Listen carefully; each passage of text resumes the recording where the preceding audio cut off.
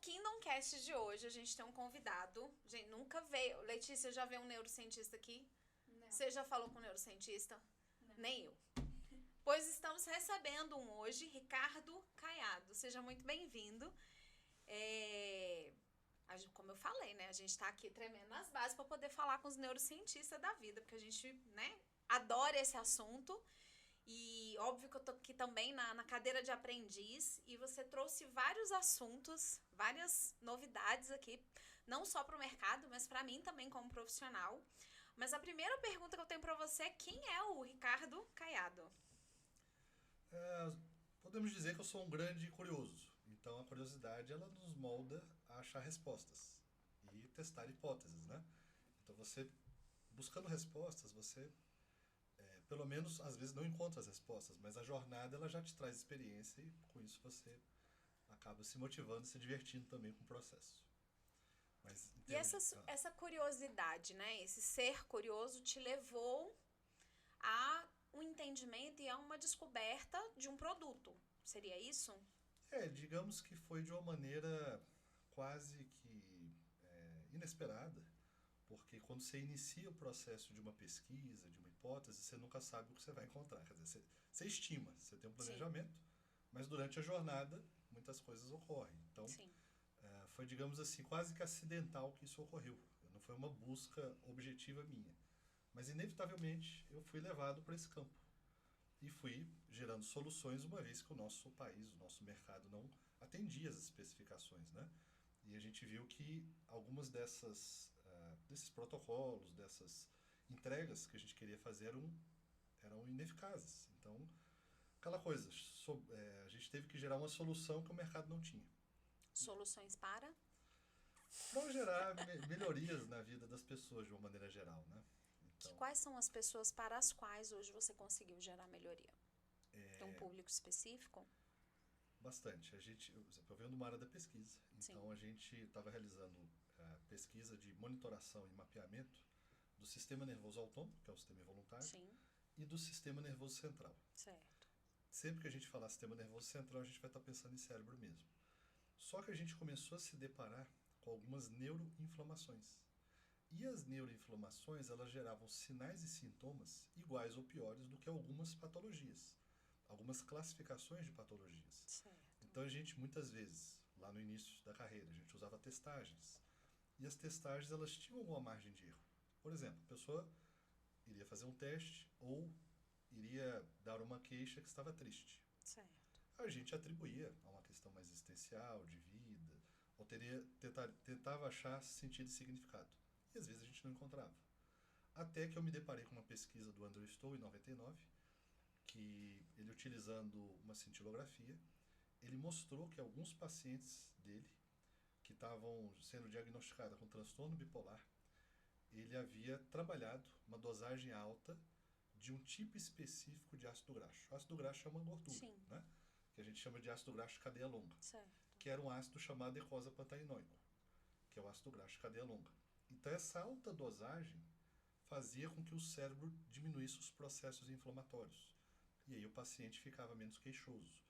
Ele tem... Mesmo tendo o diagnóstico de bipolaridade. E aí na cintilografia, ele apresentou resultados de antes e depois de melhoria muito significativa para os quadros de transtorno bipolar e depressão. E aí eu fui um pouco mais a fundo nos estudos dele. Certo. E percebi que esses estudos que ele já defendia, ele via marcadores hormonais, como prostaglandinas E2 muito altas nos processos inflamatórios de depressão e as citocinas pró-inflamatórias. Então me veio uma dúvida. Ok, se eu monitorar esses marcadores, o que eu preciso fazer para que eu consiga baixá-los? E uma das soluções naquela época era usar o ácido eicosapentaenoico em alta dosagem. Certo. Uma dosagem terapêutica, que a gente chama assim. Sim. Problema, a gente não tinha um ácido eicosapentaenoico com alto grau de pureza no nosso país. Porque quando a gente foi buscar soluções, a gente se deparou com outras problemas. Questões, né? Por exemplo, em 1969, a General Electric, que é uma empresa gigantesca nos Estados Unidos, ela jogou um reator no rio Hudson. E esse reator contaminou os mares para os próximos 400 anos. Então, tudo que vem do mar está com altíssimos níveis de contaminação. Furano, dioxina, mercúrio, metais pesados e um tipo de metal pesado chamado PCB. É o principal local onde você pega o ácido eicosapentaenoico, que é um ácido de cadeia longa, para esses fins terapêuticos, é através do óleo de peixe, ou seja, do peixe, né? Da gordura do peixe, de alga profunda. Só que quando a gente ia pegar a matéria-prima desse peixe, o índice de contaminação estava elevadíssimo. E até 2013 não existia parâmetro. Você não tinha um índice do quão consumo você pode fazer de um metal pesado. Certo. Ou qual é o nível aceitável para o seu organismo. Até que, depois dos anos 2000, isso teve uma explosão em todo o mundo, ao incentivo dos ácidos graxos de cadeia longa para fins protetivos cardiovasculares, para questões que envolvem emagrecimento, deu uma explosão. Né? São os populares ômegas do tipo 3. Problema, a gente começou a observar que não era qualquer tipo de ômega 3 que poderia ser usado para tratamento terapêutico. E alguns deles, por exemplo, a Associação Internacional de Cardiologia, em 2014, fez uma publicação mostrando que 286 microgramas dia de PCB pode fazer você chegar em 58% de risco de infarto agudo do miocárdio. Então, olha que dado perigoso. Alarmante. 286 microgramas de PCB dia representa, em média, 2 ou 3 ou 4 cápsulas do ômega 3 de farmácia. Ou seja, a gente estava comprando, consumindo algo que, em tese, era para fazer bem, que estava nos envenenando. Exato, isso acontece até os dias de hoje. Por quê? Porque as marcas não entregam laudo terapêutico, não entregam laudo técnico do que tem naquele produto. Ele só fala assim, é EPA, mas ele não me diz a quantidade de contaminantes. Por exemplo, tem certificadoras que várias pessoas adoram no Brasil, que elas não entregam essa informação. Qual a informação que eu preciso de um laudo técnico? 209 tipos de PCB. Não tem só um, tem 209. Então, o laudo técnico ele tem que trazer. PCB são os contaminantes. É um contaminante pesado que a gente resume essa sigla para PCB. E são 209. Todos os 209 tem que estar com um nível muito baixinho. Porque senão o malefício não compensa o benefício. Então fala assim, não, eu tenho 208 no nível aceitável, mas se somar os 208 ainda está no nível aceitável? Aí todos eles têm que estar abaixo, por exemplo, de 5 partes por bilhão de contaminante. Ou seja, são muitos critérios técnicos. Aí, vamos ao primeiro deles. Ter um baixo nível de contaminação. Ter baixo nível de metais pesados, entre eles o PCB, que não pode ser alto. Então, o aceitável hoje é abaixo de 5 partes por bilhão de PCB. Esse índice essa informação tem que ser apresentada no relatório técnico. Então, eu falo assim, ok, ele está abaixo de 5 partes por bilhão de PCB. Posso fazer o consumo em alta dosagem? Posso, porque eu não vou ter risco cardíaco. Segundo critério, ele ser rico em EPA. Então, por exemplo, uma cápsula de farmácia vai ter em média 50, 100 de EPA. Então, você tem que usar uma quantidade muito grande para chegar nesses índices. O ideal, para você ter algum benefício com qualquer uso de qualquer ômega 3, é 2,5 de EPA. Em pesquisa científica, 4 cápsulas de ômega 3 é efeito placebo. Por quê? O que nos interessa é a quantidade do ácido eicosapentaenoico. Se você não ingerir no mínimo 2,5 de EPA, você não tem nenhum efeito protetivo ou anti-inflamatório no organismo. Olha que interessante. Então, como chegar nesses 2,5, que é o mínimo? Com fórmulas tradicionais, você usaria de 10 a 15 cápsulas por dia. Só que... Quem toma 15 cápsulas de ômega 3? Aí temos o segundo problema. Se essas 14 ou 15 cápsulas têm um alto nível de contaminante, por exemplo, na média, 4 ou 5 cápsulas de ômega 3 tradicional vai ter um índice de 50 ou mais de PCB. Tomou 5, você já está em risco cardíaco. Então a gente teve que ter um grau de pureza com os relatórios técnicos e uma alta, digamos assim, concentração por cápsula. Então a gente hoje, por exemplo, tem 500 gramas de EPA por cápsula. Ou seja, cada cápsula nossa vai ter 500 gramas de EPA. Quando eu tomo 5 cápsulas, eu já chego nos 2,5 de EPA, que é para eu ter algum benefício anti-inflamatório. Porque essa é a quantidade mínima, por exemplo, para eu estimular a produção de um hormônio chamado resolvina. As resolvinas é um grupo de hormônios extremamente específicos que elas conseguem diretamente diminuir o processo inflamatório. É um dos poucos hormônios que faz isso. Coincidência ou não, a gente pensa processo inflamatório muitas vezes como se fosse um iceberg. Aqui na ponta tem várias doenças que são de fluxo inflamatório, eu não estou dizendo que seja apenas esse mecanismo, mas diabetes tipo 2, infarto agudo do miocárdio, síndrome pós-Covid, depressão, TDAH, transtorno bipolar. E até Alzheimer, né? Até Alzheimer podem ser processos neuroinflamatórios ou degenerativos. E aqui embaixo a gente vai ter esses processos inflamatórios que muitas vezes não estão sendo controlados. Para eu produzir resolvina, eu tenho que jogar mais água nesse incêndio. Vamos pensar a inflamação como um incêndio. Eu primeiro tenho que jogar uma quantidade de água grande para diminuir o processo inflamatório, para depois eu reconstruir essa casa. Para eu reconstruir essa casa, eu preciso desse grupo de hormônios chamado resolvina. Então, isso nos deu muito trabalho, dá até hoje, né? Porque a gente tem que ver quais mecanismos, quais matérias-primas são eficazes e eficientes nesses tratamentos. E há pesquisas que são independentes, essa é a parte boa. Então tem coisas que nós indiretamente tivemos que começar a atuar, e tem coisas que as outras pesquisas também nos ajudaram. Em termos de clínica, a gente tem um Centro de Neurociência Clínica e Pesquisa, que é a Heartbrain. Lá, como eu consigo ver o cérebro em 3D, em tempo real, eu ia conseguindo ver os benefícios. A primeira coisa que eu vi, quando a gente começou a trabalhar a alta dosagem do ácido graxo de cadeia longa, que é o EPA, ácido eicosapentaenoico, foi o aumento da amplitude ou da potência do disparo do neurônio. Como que se mede isso? O neurônio conversa com outro neurônio. Do ponto de vista elétrico, sinapse. A sinapse ela vai gerar um impulso elétrico, uma atividade elétrica, um estalo, né? Esse impulso elétrico ele é medido em onda, que a gente chama de Hertz. Então ele gerou uma onda, e essa onda ela tem um tamanho.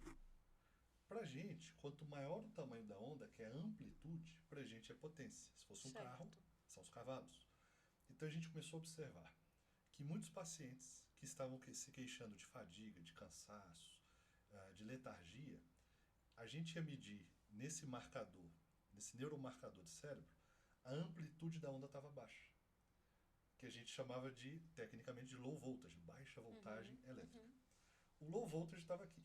Aí, em 5 semanas, de uma alta dosagem do uso do EPA, ou seja, dessa quantidade de 2,5 de EPA por dia, essa amplitude, em 4, 5 semanas, ela dobrava.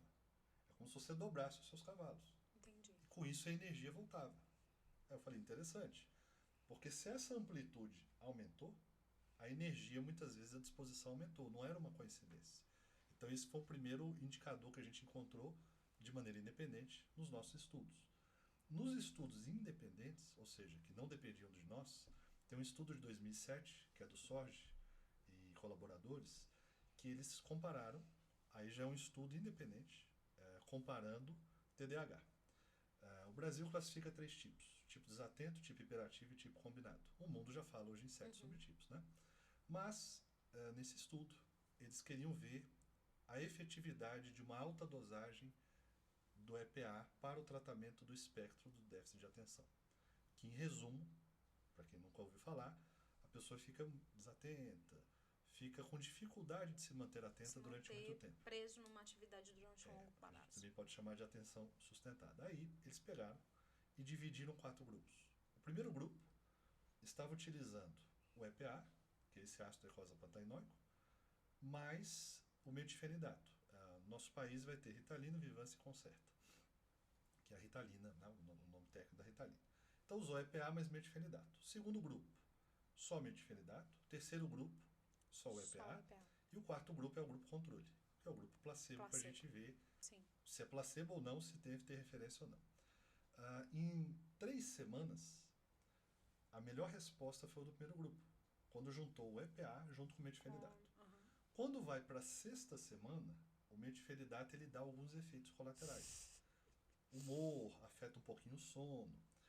E Quando comparou apenas o EPA e o metilfenidato isoladamente, o EPA ficou acima, porque ele teve uma melhora no humor, ele não afetou sono, e ele teve um ganho, que aí a gente depois foi descobrir em laboratório, que a gente chama de pico de alfa. Pico de alfa é uma região, essa região aqui parietal, que é uma região de processamento. Quando essa amplitude em alfa aumenta, o processamento fica mais rápido.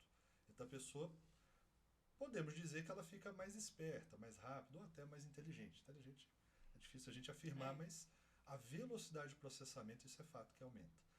O que chamou atenção nessa pesquisa que é de 2007? É que em 5 semanas, 5 gramas de EPA era equivalente ou fazia o mesmo efeito da Ritalina. Em 6 semanas, ele até se sobressai. A única crítica que existe a esse estudo de 2007 é que foi um estudo de 8 semanas. E eles falavam assim, não, para você manter o uso do EPA constantemente, nos Estados Unidos era mais caro do que fazer o uso da Ritalina, por exemplo, que é o metilfenidato. Foi uma única crítica que existiu. Então, volto a dizer, um estudo de 2007, independente, mas que, obviamente, a gente também quis reinvestigar para saber o porquê que isso tinha acontecido. Então, olha que interessante. Você pode fazer muitas vezes um uso auxiliar para um tratamento de TDAH, de TEA ou do espectro das depressões, sem um efeito colateral, e ele complementa as outras abordagens, técnicas e terapias que muitas vezes o paciente está fazendo. Sim. O que chama atenção é que tem casos que a causa e a origem é o processo inflamatório. Se a causa e a origem for o processo inflamatório, aí esse tipo de intervenção barra tratamento é extremamente efetivo e eficaz. Tomando, obviamente, cuidado para esses parâmetros. Baixo nível de metais pesados, lembrando, são 209 tipos de PCB, não adianta falar que é só um, porque tem muita empresa que fala livre de metais pesados. Aí você vai ver, na verdade, ela só está falando de um. A IFOS faz isso, né? Sim. O pessoal adora promover a IFOS, mas eu falo, tá, cadê os outros 208 tipos de PCB que eles estão defendendo? Cadê as outras análises técnicas? Não tem. Então, como é que você recomenda uma alta dosagem? Dosagem placebo, resultado placebo. Menos de 2,5 de EPA, você não vai ter nenhum benefício com o uso, por exemplo, dos ômegas do tipo 3. Entendi. Nenhum resultado. E aí, tem uma série de questões, né, que a gente leva em consideração quando faz a recomendação, assim como a gente tem uma série de detalhes a serem observados quando a gente inicia o tratamento, por exemplo, com ácido eicosapentaenóico em alta dosagem. Né? Um fenômeno relativamente novo, que esse é um fenômeno também que nos deu muito trabalho e ao mesmo tempo alavancou o nosso processo de pesquisa e elaboração de matéria-prima para desenvolver, digamos assim, o produto, que foi a síndrome pós-Covid. Certo. É um tema que se politizou, não deveria ter sido politizado, é um tema técnico, isso é prerrogativa do profissional de saúde. Então, independente de ideologia política, você tem um viés técnico. E o que a gente começou a observar? A Covid é uma doença inflamatória. Sim. Então, o vírus entra pelo nariz, olho e ouvido. Em algumas situações fica alojado no cérebro, tem que dar uma série de azares, mas isso pode acontecer. E quando isso acontece, o organismo começa a tentar atacar esse vírus. E ele inicia a tempestade de citocinas pró-inflamatórias, como se fosse um fogo, um incêndio. Ele entende que ele precisa atacar esse vírus. Só que o processo inflamatório fica muito elevado. E qual é o problema disso? Há casos que o processo inflamatório da síndrome pós-Covid é acima dos processos inflamatórios do TDAH e das depressões. Então vamos pensar numa escala, como se fosse uma média mesmo. De 1,5 a 5 de processo inflamatório é considerado normal. Até 8 é aceitável. Nos espectros da depressão, você vai ter de 20 a 25. No espectro do TDAH, você vai ter de 25 a 30. Numa batida de cabeça, no traumatismo crânioencefálico, num acidente de carro, numa chacoalhada na cabeça, você vai bater de 35 a 40. E na pós-Covid, pasme, chega a 43. Caramba. Então, olha que informação importante. 43% de processo inflamatório que está acima da depressão e do TDAH.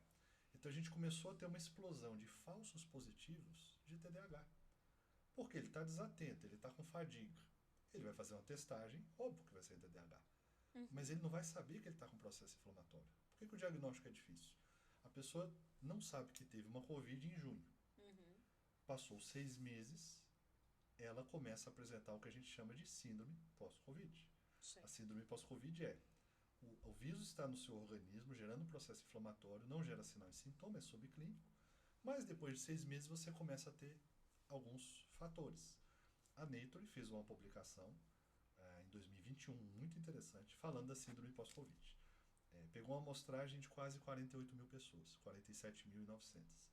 E aí mostrou o seguinte, 58% dessas 48 mil pessoas tinham sinal de muita fadiga. O que é uma fadiga? É um cansaço. Imagina uma gripe que não passa. Que não se justifica, né, que o não cansaço. Justifica. Aí, 44% tinham dores de cabeça. Em torno de 16 a 14% despertaram ansiedade ou depressões. E outros começaram a também despertar zumbido, barulho, né? O tinnitus que a gente chama. Os primeiros sintomas, que é fadiga, perda de concentração, perda de memória, ansiedade e depressão, nessa ordem, eles já são suficientes para lotar os hospitais. E já são suficientes para deixar qualquer profissional de saúde confuso. Olha, a pessoa veio, falou que está cansada, que está com problema de memória. Tanto que nos Estados Unidos eles estão chamando isso de nevoeiro cerebral, que é essa perda de memória. Relatou ansiedade, relatou depressão. O que mais que falta? E aí, a Nature também fazendo esse conjunto de marcadores, de mapeamento, tomografia, ressonância e marcadores biológicos, né, interleucinas, etc., hormônios, eles viram que o processo inflamatório estava muito alto. Ou seja, se eu não baixar esse processo inflamatório de 43 para 5, eu não resolvo uma síndrome pós-Covid. Só que ela vai um pouco além. Há estudos mostrando que as pessoas podem perder, analogicamente, é como se fosse um cérebro que envelheceu 20 anos. Então imagina, você está com 30 anos e está com um cérebro de 50. Você tem 50 anos, você está com um cérebro de 70 anos. Por quê? Lentifica o sistema. Sim. Aquele marcador que a gente citou agora há pouco, que é um pico de alfa em parietal, que ele melhora a velocidade, na síndrome pós-Covid ele cai para níveis idênticos ou similares ao espectro da demência e do Alzheimer. Então, se eu não olhar a idade do paciente, se eu só olhar a imagem, eu falaria assim, não, isso aqui é um cérebro de alguém que está com mal de Alzheimer ou uma demência inicial. E aí, como resolve isso? Tem formas, tem neuromodulações, tem técnicas, mas se a gente não resolver o processo inflamatório, dificilmente você vai ter uma grande eficácia. Então existem as próprias neuromodulações para o TDAH. Tem vários nomes. Neuromodulação autorregulatória não invasiva. Segundo a APA, Associação de Pediatria Americana, ela é considerada nível 1 como técnica. O que a gente começou a ver em clínica? Que se o processo inflamatório não estiver baixo, essa aprendizagem ela não se consolida. Ou seja, o resultado e efetividade e as repetições, elas praticamente dobram. Então, parte não muito divertida, tem que controlar o processo inflamatório. Então, envolve o viés da alimentação, envolve. Se alimentar muito mal, não há mágica que é feita. Pode ser o melhor produto do mundo, pode ser a melhor técnica do mundo, o resultado ele não se sustenta. E a atividade física, ela é um fator? Ela pode ajudar e pode atrapalhar. Depende da quantidade da atividade física e horário. Há pessoas que fazem atividade física à noite, o cortisol vai ser produzido e vai inibir a produção da melatonina. Certo. Então pode ser um indicador ruim. Esse é um tema relativamente polêmico. Por quê? Na teoria do estresse acumulado, ou seja, a pessoa está com nível de atividade cognitiva e, digamos assim, mental muito forte, com muito estresse e somatizando muito. Atividade física ao fim do dia, teoricamente, sai do nível crônico, vai para agudo, depois relaxa. Teria algum benefício. Mas a atividade física, ou seja, acima de 40 minutos de atividade física, o pico de cortisol é tão elevado que a produção da melatonina, que é o hormônio que ajuda a gente a dormir, ela praticamente suprime, ela fica bloqueada. Então o horário não seria bom. Um outro problema, outro fator. O que eu estou vendo muito em consultório também, em pesquisa. A gente está vendo muito paciente tendo como se fosse um overtraining. Por quê? Porque se preconiza muito, né, a melhoria da atividade física. Isso é um tema que não é novo, é um tema que é debatido há bastante tempo, né? Por exemplo, na década de 70, fazer atividade física era considerado mal para a saúde, era péssimo. Ninguém defendia o uso da atividade física. Até que um pesquisador chamado Kennedy Cooper começou a incentivar as pessoas a fazerem o Cooper. Tanto que o nome Cooper é do nome dele, o sobrenome dele, né? Coloquem tênis, vamos fazer Cooper. Só que ele acompanhou diretamente 2 atletas de alto nível, de alto desempenho. Acho que, se não me engano, são 2 maratonistas ou corredores, algo do gênero. E aí esses 2 atletas que ele acompanhou diretamente, um deles veio a óbito antes dos 30 anos. Infarto agudo do miocárdio. Por quê? Não, mas correr, fazer atividade física é boa.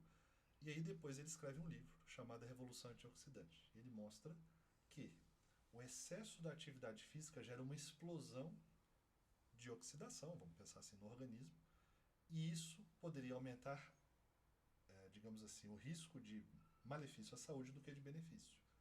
E aí ele escreve esse livro e pede desculpa para a comunidade mundial, e onde ele fala assim, eu estava errado, porque eu não levei em consideração que o aumento da atividade física aumenta a produção dos radicais livres. E aí começa uma grande revolução em relação ao tema. Por quê? Só fazer atividade física, mas não controlar a alimentação, não ter um nutricionista diretamente acompanhando, pode ser que faça mais mal do que bem. Então a gente vê muito isso. Exemplo, no nosso caso, quando a gente mapeia o sistema nervoso autônomo, simpático acelera, parasimpático regenera e recupera. Há casos que o simpático, vamos pensar de 0 a 100 que facilita. Simpático está em 60, como se fosse um carro a 60 por hora. Parasimpático está em 20. Se ele está em 20, ele não regenera e não recupera. Então esse indivíduo está em risco de overtraining. O que eu vou recomendar para ele? 48 horas de intervalo. Se ele fizer atividade física todo dia, a probabilidade dele de lesionar um músculo ou fazer mais mal do que bem é grande. Assim como excesso de atividade física, ou seja, acima de 40, 50 minutos já não é tão recomendado, hormonalmente falando. Então, ajuda, pode ser um fator de proteção, mas pode ser um fator de risco. Se eu não souber como que eu estou lidando com esse indivíduo. Porque os radicais livres aumentam, a oxidação do organismo aumenta, e algumas ingestões de minerais, proteínas, ácidos graxos, carboidratos têm que ser levadas em consideração. Então, se a pessoa se alimenta muito mal, ela, na verdade, vai aumentar o risco e a chance de lesão dela, por incrível que pareça. Como é que as terapias, né? As terapias praticadas hoje, elas podem ser combinadas com o uso da medicação, por exemplo? Pode. Hoje, assim, o ideal, né? A gente chama de conjunto de fatores. Uma intervenção isolada é muito difícil ela dar um efeito 100%, né? Nosso país adora fazer esse tipo de coisa, pegar uma técnica isolada e hiperpromover. Não acontece assim. Então, exemplo, quando você usa uma neuromodulação, uma terapia pode ser existencial, pode ser psicoterapia, pode ser uma medicação também, ou pode ser uma suplementação, todas elas muitas vezes vão controlar o número de variáveis, né? Então, exemplo, nas medicações, muito comuns os antidepressivos, ICRS, inibidor seletivo da recaptação de serotonina. Como conceito, ele capta. Então, imagina uma colheitadeira que vai fazer uma coleta. Só que aí você tem uma plantação que sofreu um incêndio. O que você vai coletar? Nada. Então, a primeira coisa que eu tenho que olhar no paciente é a reserva funcional dele. Seja para uma medicação, seja para as outras intervenções. Exemplo, as neuromodulações são excelentes. Estão mais populares, estão bem divulgadas. O pessoal da fisioterapia, da medicina está usando muito. Só que se você não olhar a reserva funcional, é equivalente a fazer uma atividade física e não ingerir proteína. Você não vai regenerar o tecido e a fibra, você não vai ter o ganho de massa magra. O mesmo acontece nessas técnicas. Então, o ideal é um conjunto dessas técnicas, que não é ruim, mas tem muitos detalhezinhos. Exemplo, a alta dosagem do EPA faz sentido se eu tiver uma ingestão mínima de proteína dia. Por quê? Como é que funciona a mágica? Aqui está o neurônio. O neurônio, vamos imaginar um fio encapado. Quando o fio desencapa, ele perdeu a bainha de mielina, que seria um neurônio rígido, que vai produzir ondas lentas, ou seja, você vai ficar mais moroso. Quando o neurônio está encapado, ele é mais veloz. Um disparo de uma sinapse pode chegar a 400 km por hora. Legal. Então, eu usei o EPA, ele milenizou. Não. Eu ingiro o EPA e eu preciso de uma célula chamada neuroglia para ela dar suporte para o neurônio, para ela mielinizar o neurônio. Fazer a bainha de mielina. Só tem um jeito de eu produzir células glia, ingestão de proteína. Se eu não tiver ingestão mínima de proteína dia, eu não produzo células glia e eu não milenizo o neurônio. A mágica não acontece. Qual o cálculo hoje antigo, mas aceitável? O OMS defende isso há mais de 20 anos. Mais ou menos, para cada 1 grama que eu tenho de peso, eu deveria ter ingestão mínima de 1 grama de proteína. Ah, eu peso 70 quilos. Legal, você precisa de 70 gramas de proteína dia. Ah, mas isso é fácil. Não é. Se você não suplementar, é muito difícil. Por quê? O bife da palma da mão é 21 gramas de proteína. Ah, eu comi 2. Um de manhã, um de noite. Legal, você foi para 42. E o resto? E os outros 30? Não, eu comi um ovo, 3,5 de proteína. Então, sem suplementar, ou ter uma estratégia de suplementação e de inclusão, fica muito complicado chegar nesses índices. Para a gente fazer a roda girar, essa máquina funcionar, tudo isso vai ter que ser levado em consideração. Então, são muitos fatores, são né? muitos fatores. Porque uma andorinha só não faz verão. Eu sempre falo da questão do tratamento psicoterápico, né? Às vezes o paciente chega, ele já foi no pai de santo, ele já foi no coach, ele já foi na cartomante, ele já se aconselhou com os amigos, ele já... milhares de coisas até ele chegar na terapia. E quando ele chega na terapia, eu falo, então, tem mais coisas para fazer. Então, você precisa ver a sua alimentação, você precisa, em alguns casos, ir ao psiquiatra, você precisa da atividade física, além da psicoterapia. Então, eu já olho para a psicoterapia há muitos anos como um viés de... um dos viés de vários fatores. Ele é um dos tratamentos, é uma das abordagens possíveis. Mas a suplementação é algo que eu tô aqui, né, como eu te falei, bem leiga mesmo, sentada aqui na cadeirinha da estudante mesmo. A suplementação é um dos vieses que eu ainda não estudei e não atuo com ela diretamente, porque não é a minha área de conhecimento. E aí eu queria que você falasse um pouquinho mais do que é o Ômega. Fala aí pra gente o nome. Ômega Brain. Ômega Brain. E como é que é a utilização dele, como é que é a disponibilidade dele no mercado, até pra gente, a nossa diretora também, estudante de psicologia, né, Lele? Por isso que você não viu a cara dela ali, assim, ó, ela passa todo o podcast com a cabecinha baixa, aí eu tô olhando pra ela tá assim, ó, prestando atenção.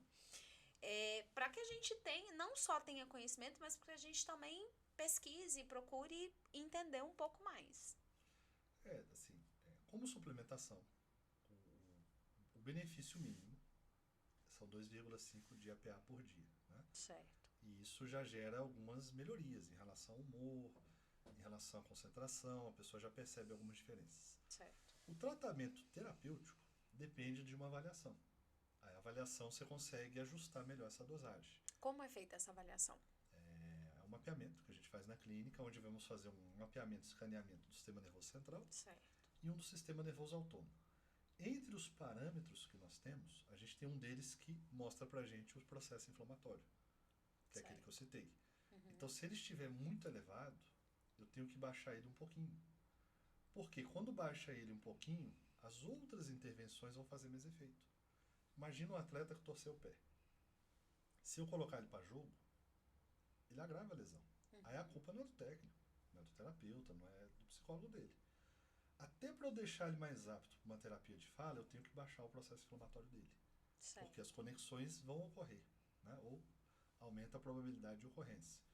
Agora, se o sistema está muito rígido, muito inflamado, é comum o sistema nervoso autônomo tentar fazer uma compensação. Então ele começa a compensar em adrenalina aquilo que ele não produz de dopamina. Aí ele fica reativo. Certo. E reativo para ter aprendizagem, para se auto-perceber, para poder organizar as ideias, fica um pouquinho mais complicado.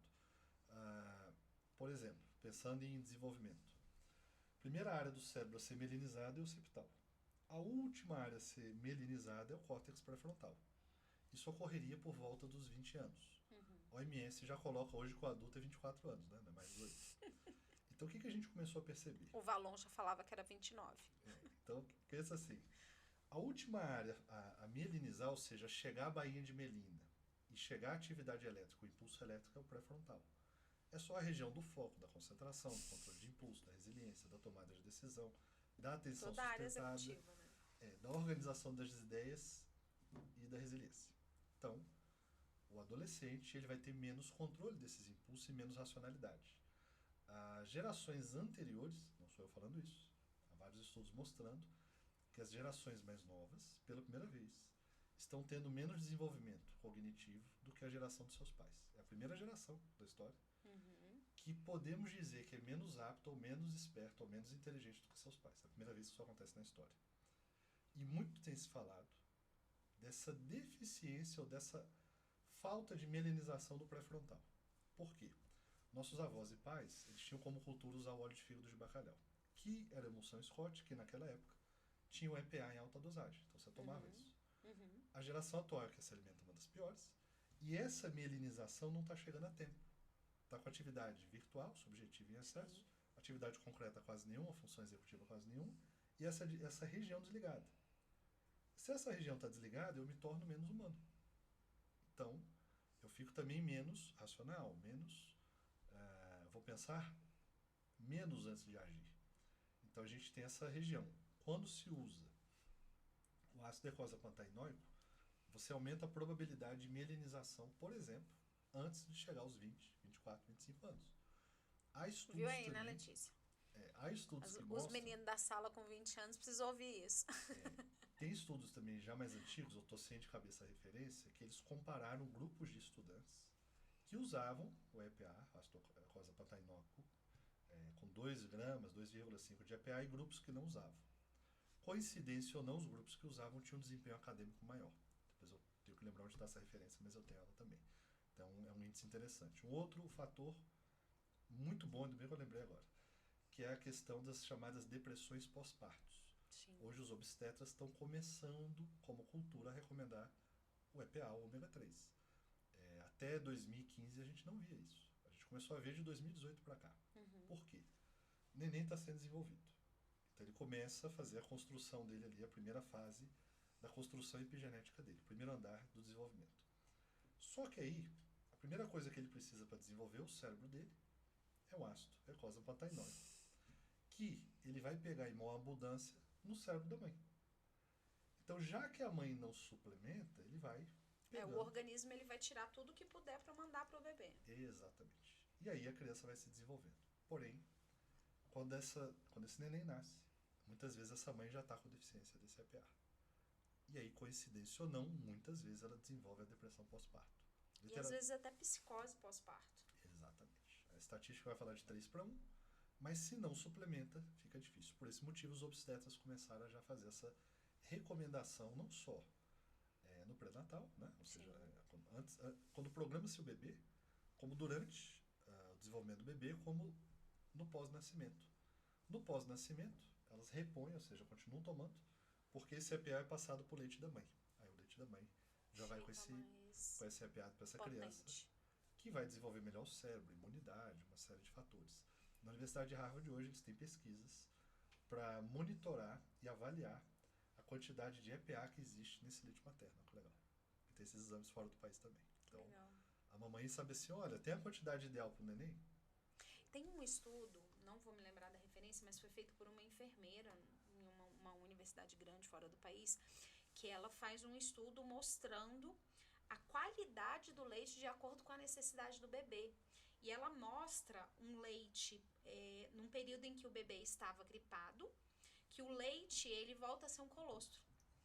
E ele mostra como que o organismo produz de acordo com a necessidade do bebê. E não é só uma produção cadenciada de leite, mas o leite ele é direcionado para a necessidade do bebê. E aí ela mostra, ela tem um estudo e ela mostra vários pacotinhos de leite. E aí ela vai mostrando o leite dia 1, dia 2, dia 3, nesse dia que o bebê estava gripado, por exemplo. Ela dá esse exemplo da gripe. E no período em que o bebê estava gripado, a consistência, a qualidade do leite era completamente diferente. Então faz muito sentido, porque de acordo com a necessidade, óbvio, se a mãe tiver, né, uma fonte para ela passar isso para o bebê, naturalmente isso vai ser colocado para o bebê em maior disponibilidade. Agora, eu queria entender, porque assim, a Lelê tá ali, desesperada, mandando eu calar a boca, mas eu não calo. Já vou parar, garota, calma. Deixa eu entender. Então, no tratamento, como é o nome da clínica? Heartbrain. Lá na Heartbrain, o paciente chega, ele faz uma avaliação. Essa avaliação, ela é composta de um estudo dos níveis de ondas cerebrais. Exato. Esse nível de onda cerebral vai mostrar a disponibilidade ou não para essa onda ser, para a frequência dela ser ok ou não para esse paciente. E dentro desse estudo dessa onda, a gente vai identificar se há uma necessidade, se há uma deficiência ou não de determinados componentes, posso dizer assim? Pode ser, simplesmente. E aí esse componente, essa recomendação, esse tratamento é de acordo com a necessidade do paciente ou é um tratamento padrão?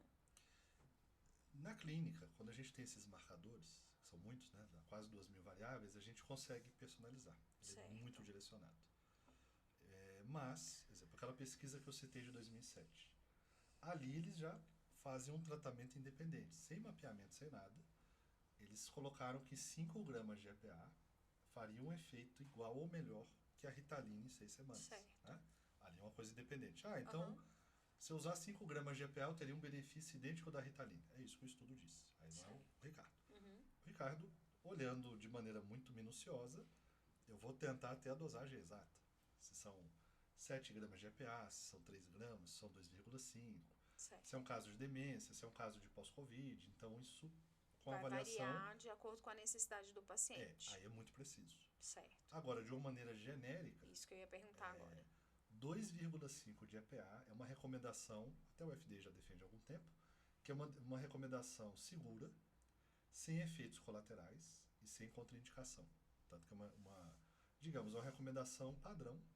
Para você ter um mínimo de benefício e não ter nenhum tipo de problema. Então, menos que 2,5 de EPA a dia, dificilmente você vai ter algum grande benefício anti-inflamatório. E como é que entra essa suplementação que você trouxe aqui pra gente conhecer? Qual é a recomendação? Qual é a disponibilidade? Me conta um pouquinho mais sobre a medicação. Quando se utiliza 5 gramas... Não é medicação, é suplementação. Quando se utiliza 5 cápsulas, você já chega nas 2,5 de EPA. Certo. É mais prático. O grau de pureza dele hoje, os relatórios que a gente tem é 0,0002 de contaminante, está muito baixo, quase nada. E ele já vem com essa alta concentração do EPA, então, para tornar mais fácil. Um outro diferencial dele nesse aspecto é, o ômega 3, quando você abre ele acima de 20 dias, aberto, ele oxida. Então você pegou um pote de 150 cápsulas, abriu, começou a tomar. O de cima, ok, o de baixo oxidou. Então o pote não pode ser translúcido, porque se ele entra luz, ele oxida.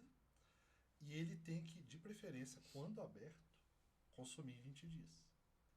Por isso que a gente colocou 50 cápsulas. Por quê? Se a pessoa usa 5, que é o mínimo que ela tem que usar, usou em 10 dias, eu tenho uma margem de mais 10 dias para poder jogar fora. Por isso que a gente fez foi diminuir o pote para tornar essa experiência perfeita. Porque não adiantava ter um pote grande se ele oxida e estragava. Porque 90% das marcas faz isso. Então eu posso estar usando um produto já estragado? Pode. Tem um outro índice que a gente analisa no relatório que chama-se TOTOX, que é o índice de oxidação do produto. O ideal para consumo humano é abaixo de 10.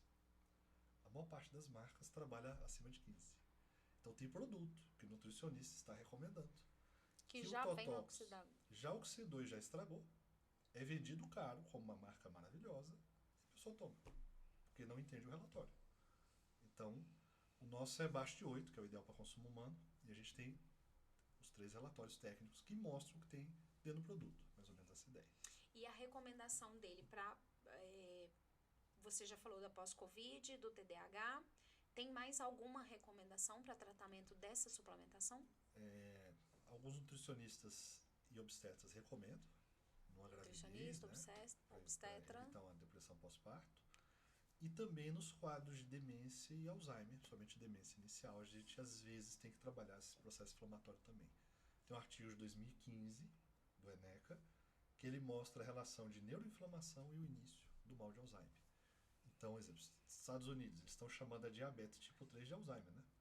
Olha, você tem uma diabetes não tratada durante 15 anos ou tratada mal e porcamente durante 15 anos, inevitavelmente você vai para diabetes tipo 3. A diabetes tipo 3 é o estágio de demência. Aí vamos para um outro índice. Pessoas que já têm obesidade, que já têm diabetes, que já têm TDAH e testam positivo para Covid, eu estou jogando álcool na fogueira. Eu agravo esse quadro. Então a gente começou também a ter uma Potencializa explosão. muito, né? A gente começou a ter uma explosão de idosos com demência e início de Alzheimer, que a gente não via isso antes. Então ele é usado muito também nesse tipo de tratamento. Ele é complementar, vamos colocar assim. Ele sozinho não resolve, não dá para dizer isso, mas ele complementa. Então TDAH, TEA, depressões, pós-Covid, demência. Perinatal. E Perinatal e pré-natal e exato. Pós-parto também. pós-parto. Tá, fugiu a palavra. Ele ajuda bastante. Lele, alguma pergunta? Não. Não, tá ali só. Ana, alguma pergunta? Olha, eu ficaria aqui mais umas 3 horas, mas eu não tô tendo permissão porque ela tá, bichinha, vai me bater daqui a pouco. Ricardo, muitíssimo obrigada. Eu vou ter que assistir, eu falei a mesma coisa pro Ian, né? Eu vou ter que assistir esse podcast de novo com papel e caneta na mão. Pra eu estudar, pra eu entender e aprender um pouco mais, de verdade. Eu acho que a gente na faculdade de psicologia, né, você é formado em psicologia, você sabe que a gente não tem essa profundidade em aspectos de neurociência, de neurobiologia, até mesmo de funcionamento cerebral a níveis tão profundos. Então a gente estuda ali as patologias, estuda as coisas um pouco en passant e ao longo da jornada a gente vai se aprofundando um pouco mais. Então eu faço parte desse grupo aí, tá? Não sou, embora eu tenha feito neuropsicologia como pós-graduação, eu falo que eu ainda preciso estudar uma vida inteira para poder entender metade das coisas que eu preciso entender. Mas eu te agradeço muito a oportunidade de você vir aqui, não só falar, né, de todo esse conhecimento que você vem amealhando ao longo da sua jornada, mas também de compartilhar ele com a gente, não só em forma do conhecimento, mas em forma de algo que se materializou. Porque às vezes, o que eu percebo, né? As pessoas têm um grande conhecimento, mas elas não transformam isso em algo que vai de fato mudar a vida das pessoas. Então, o que eu acho muito legal é saber que todo esse conhecimento, toda essa pesquisa, todo esse aprofundamento vem parar num potinho, digamos assim, para que isso se traduza em resultados práticos e eficientes e eficazes na vida das pessoas. E de maneira responsável, como você falou, tem um monte de gente fazendo, recomendando, colocando produto no mercado sem o menor critério. E aí eu vejo você falando de tantos critérios que foram levados em consideração acerca da qualidade do produto, da biodisponibilidade, da eficiência, da eficácia, da quantidade necessária e otimizada, né, para cada situação, além da maneira geral. Então, te agradecer muito a participação aqui. E a gente sempre fala que o que as pessoas dão pra gente quando elas param e assistem esse podcast, elas estão dando a coisa mais importante que elas têm na vida delas, que é o tempo. Então, se as pessoas assistiram até aqui e entregaram a coisa mais importante que elas têm, resume esse conteúdo, essa nossa conversa aqui em uma coisa que elas precisariam levar daqui com esse nosso papo. É uma esperança, porque, na verdade, o paciente, quando nos procura, há vários casos que ele perdeu a esperança. Pós-Covid, depressão, TDAH, as pessoas tentam de tudo e, às vezes, o resultado é muito pequenininho. Então, elas, de fato, quase que perdem a fé, vamos colocar assim. Sim. Então, a gente, de alguma maneira, coloca uma luz, um caminho que, sim, tem jeito, dá trabalho, como tudo na vida, mas tem um jeito, tem um caminho, tem uma solução, é possível, como a gente fala, né? Com investigação e pesquisa é possível. E para finalizar, como é que as pessoas podem te encontrar? Onde é que elas podem te encontrar? Nas redes sociais, na clínica? Como é que a gente pode, se as pessoas se interessarem por esse assunto, como é que elas podem te encontrar? A gente tem uma clínica, né? Um centro de neurociência clínica e pesquisa no Pátio Brasil. O Instagram nosso é Heart Brain, que é coração em inglês, né? Uhum. Que é HEARTBRAIN, Heart Brain. Eu acho que a Lele botou aqui embaixo, né, Lele? Heart Brain BR, que é o Não? Instagram. Tem outro. E este de enfoque, mais dessa solução, né, do EPA, no caso, do Omega Brain, lembrando, o Omega Brain, o nome é esse, foi feito com enfoque mais de cérebro mesmo, para gerar a resposta que a gente precisava, o cérebro, no bom sentido, voltar para o seu padrão, né, para os seus padrões aceitáveis e saudáveis. Aí é o Omega Brain, acho que tá .com.br, se não me engano, ou .br, algo assim. Porque nem eu mesmo excelente. Mas são esses dois locais que vocês nos encontram. Ricardo, muito obrigada. Gente, esse foi o nosso Kingdom Cast. Um papo sobre neurociência, mas não só falar da neurociência, mas falar de soluções. E a gente se vê no próximo episódio.